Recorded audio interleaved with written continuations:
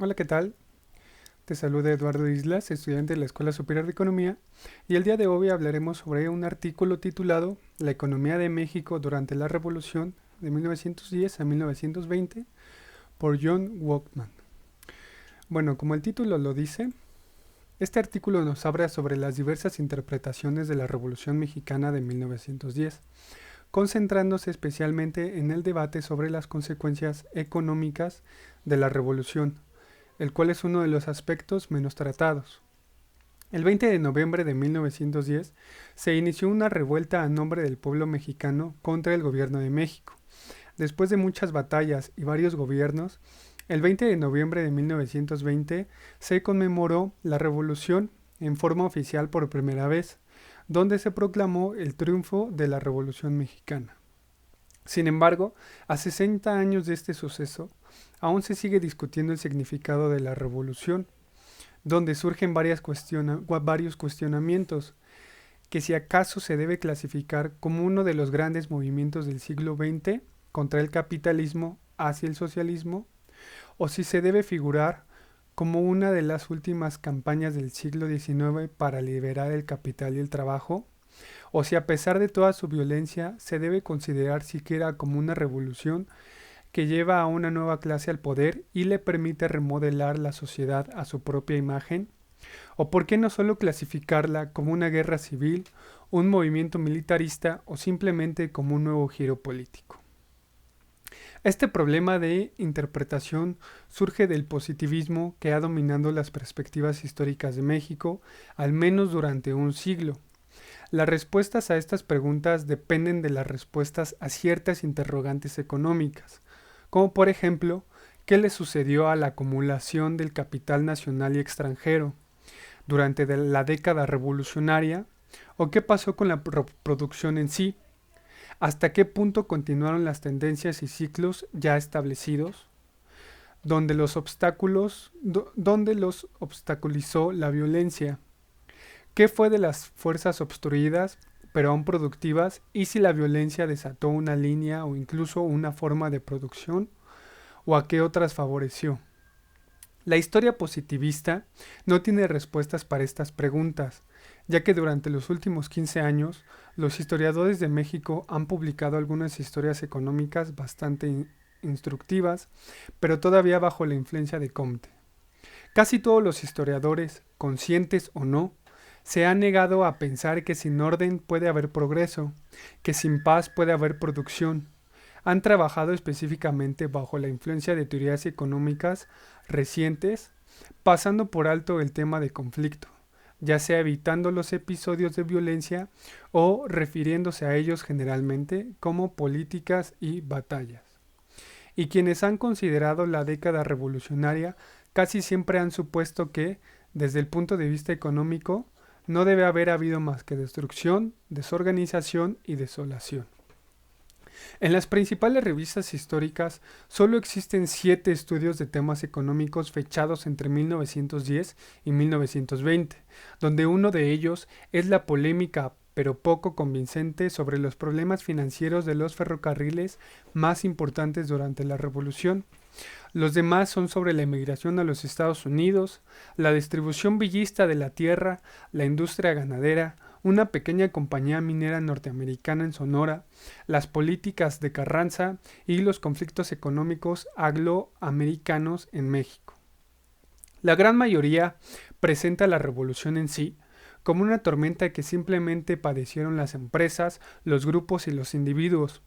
Solo 4 autores le han dado un tratamiento importante a los asuntos económicos. El primero es Frank Tenenbaum, que analiza los cambios de las instituciones socio-rurales y hace proyecciones en forma de tablas de las principales diferencias regionales. También estudia las promesas económicas de la nueva Constitución de 1917 y advierte que no tuvo mucho afecto sino hasta después de 1920. Marvin Weinstein clasifica geográficamente las principales compañías mineras y hace una reseña minuciosa de sus diferentes altas y bajas durante los años de violencia. Lorenzo Meyer investiga la pujante expansión de las compañías petroleras norteamericanas e inglesas de las costas del Golfo durante la época de oro de la industria de México. Lo más notable es la diferencia que hace Friedrich Katz sobre los principales intereses ingleses, norteamericanos, franceses y alemanes en la banca, el comercio y los transportes. Expone claramente su distribución geográfica y la forma en que a veces planearon la violencia en vez de padecerla. También establece las diferencias geoeconómicas entre los orígenes sociales de las diferentes fracciones revolucionarias y contrarrevolucionarias y explica las razones geoeconómicas de sus diversas políticas extranjeras. Analiza críticamente la literatura historia y económica. Analizada críticamente, la literatura histórica y económica contiene lo suficiente para sugerir varias tesis interesantes. La primera sería independientemente del desorden y la violencia, de 1910 a 1920 funcionó una economía mexicana que era una economía predominantemente capitalista, aunque no estable. Sus regiones se desarrollaron en forma desigual. Las más desarrolladas eran las del noreste, el Distrito Federal y el Golfo, y ahí las menos desarrolladas las del lejano sur. La producción del petróleo y el Heineken floreció durante toda la década. Las circunstancias del ramo productivo durante la Revolución eran muy diferentes en cada región y año con año. En general eran más violentas en las regiones centrales del norte y del sur, en particular en las áreas de ferrocarriles, minería, ganadería, algodón y azúcar.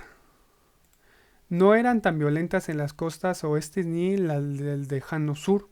Eran todavía menos violentas las del Golfo y Yucatán, y las menos violentas eran las de la Ciudad de México. La población no pudo crecer durante esta década. Su distribución cambió ligeramente mediante las inmigraciones a las regiones del noreste y del Golfo y a las ciudades, sobre todo a la Ciudad de México. La emigración a los Estados Unidos aumentó en forma considerable, sobre todo a la región del centro-norte, particularmente después de que Estados Unidos entró en la Guerra Fría. La destrucción y el deterioro físico de los ferrocarriles fueron graves después de 1913. Les resultó más costoso usar el ferrocarril a las facciones militares y políticas, lo que estimuló los mercados negros y la extorsión. Se duplicó también durante esa década la cantidad de mulas y burros, y empezaron a usarse los camiones y los aeroplanos. Pese a las dificultades del transporte interno, las compañías petroleras no solo abastecieron un mercado nacional creciente, sino que en 1920 asumió casi el doble del petróleo que se consumió en 1910. También cubrió la intensa demanda de los mercados extranjeros, que fue de casi nada de 1910, el 50% de una producción mucho mayor que en 1912 y el 95% de una producción extraordinaria superior en 1920. El colapso del sistema bancario en 1914 dispersó la autoridad financiera en 1915 y 1916, la cual obligó a improvisar créditos y le permitió a los constitucionalistas, quienes controlaban los principales centros comerciales, librar económicamente sus más duras campañas militares. En resumen, los costos de producción se elevaron en todo el país, pero por diferentes razones en las diferentes regiones, y no tanto ni por tanto tiempo en algunas regiones como en otras. En general, en una economía que ya se desarrollaba con desigualdad, la revolución redistribuyó las fuerzas productivas a través de regiones y sectores todavía con mayor desigualdad. En teoría, esto debería haber fomentado a las empresas y a las negociaciones. Solo 5 historiadores han analizado la experiencia del país durante estos años violentos, con algún sentido de su complejidad económica. Harry Bernstein, el primero en desconcertarse de la tradición de identificar a la revolución con la destrucción, señalada la reanudación del transporte en mulas, el regreso a los caminos antiguos, el aumento de la riqueza particular con el petróleo y el Heineken y la lucha que renovaba entre las fuerzas regionales.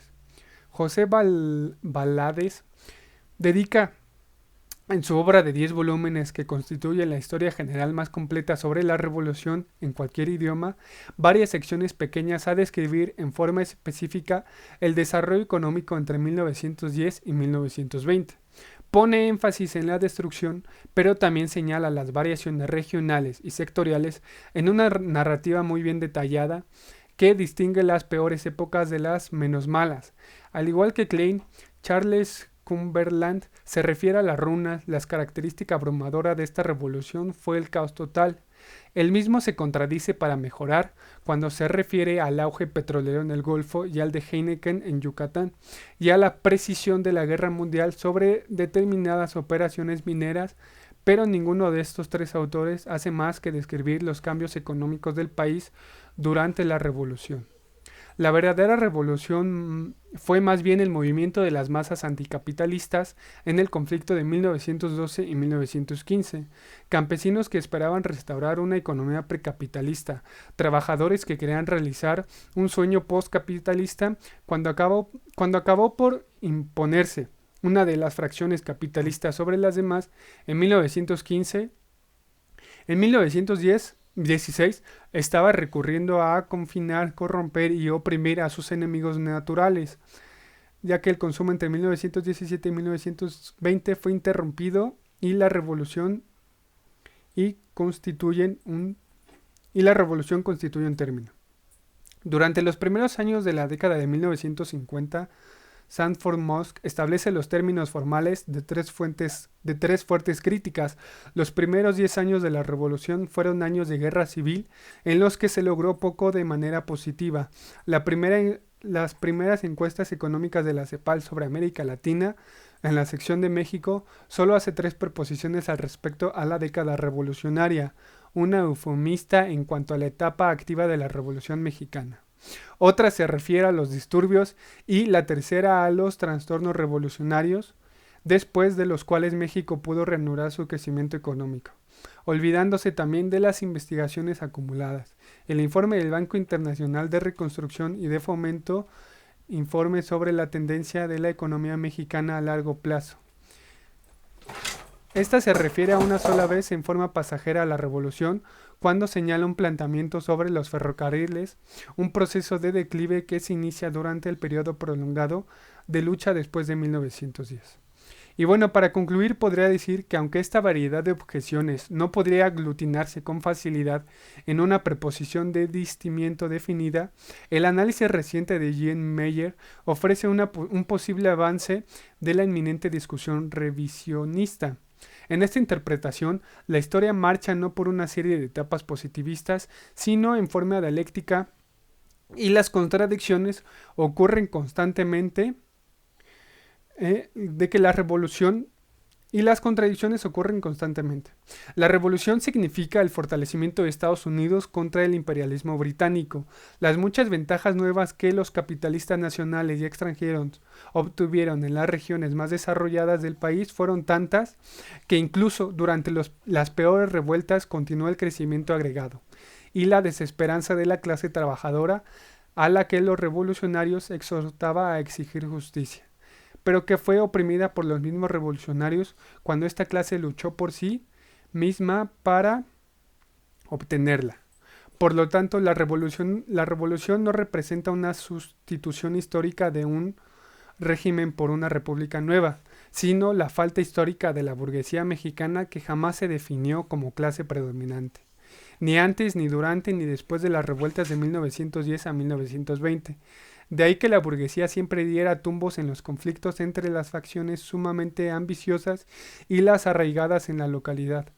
Perdería peligrosamente la confianza popular durante la revolución, la confianza que una facción regional terminaría con la violencia acudiría finalmente al Estado para que condujera la reforma social y política y fuera capaz de inspirar el consentimiento popular y apoyar a la tiranía de manera constante, aunque con tacto.